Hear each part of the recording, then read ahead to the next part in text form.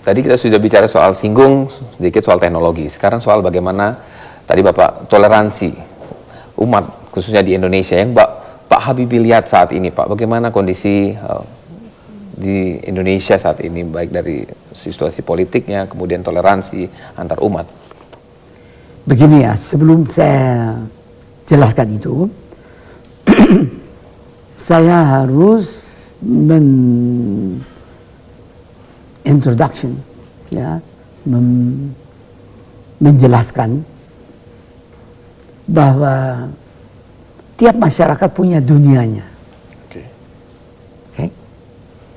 Ada, katakanlah, dunianya Jerman.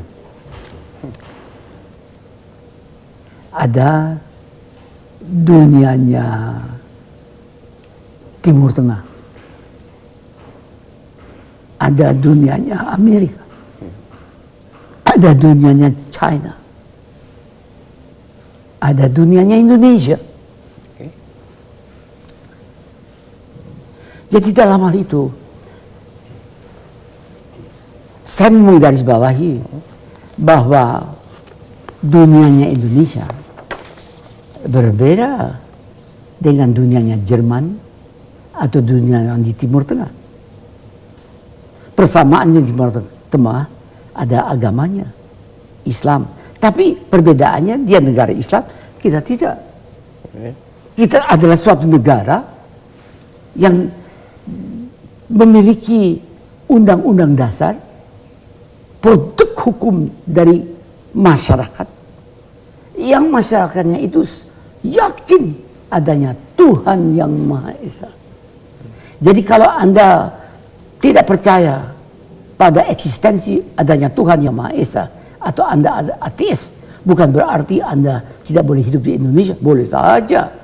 Anda bisa jadi orang terkaya di bumi Indonesia dan tidak percaya pada Tuhan, tapi bayar pajak sesuai dengan undang-undang yang dibuat oleh wakil-wakil rakyat, wakil rakyat dipilih melalui pemimpin partai-partai dan sebagainya, dan di DPR maupun MPR, DPD dia membuat atau apa saja peraturan-peraturannya, dan orang yang duduk di situ percaya pada adanya Tuhan yang Maha Esa.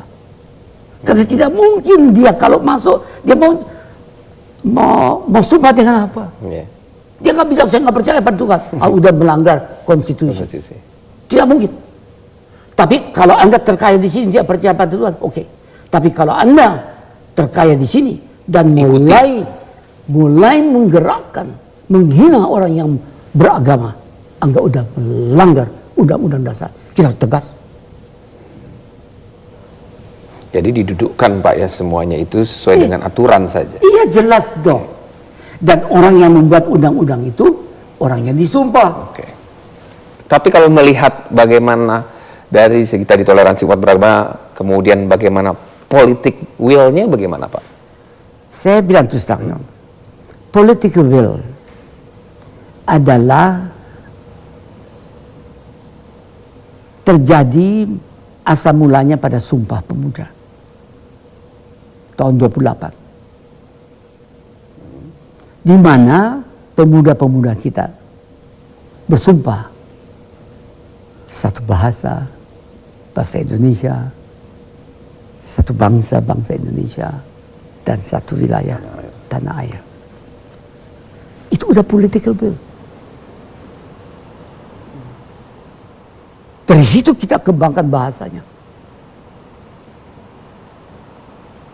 Dari situ kita memiliki cikal bakal untuk memproklamirkan kemerdekaan dari bangsa yang sudah bersatu.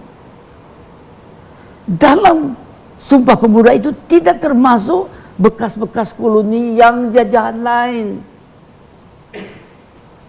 Koloni bekas Inggris, Brunei, Singapura, Malaysia, tidak termasuk. Tidak termasuk tim-tim Portugal, tidak. Kita hanya yang dijajah Belanda. Itu political will-nya. Akarnya pada Sumpah Pemuda.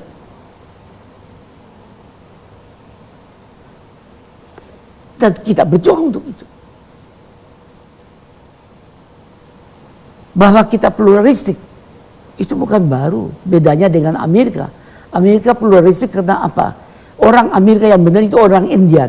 Ya. Suku asli. Suku asli. Yang lain pada datang kan.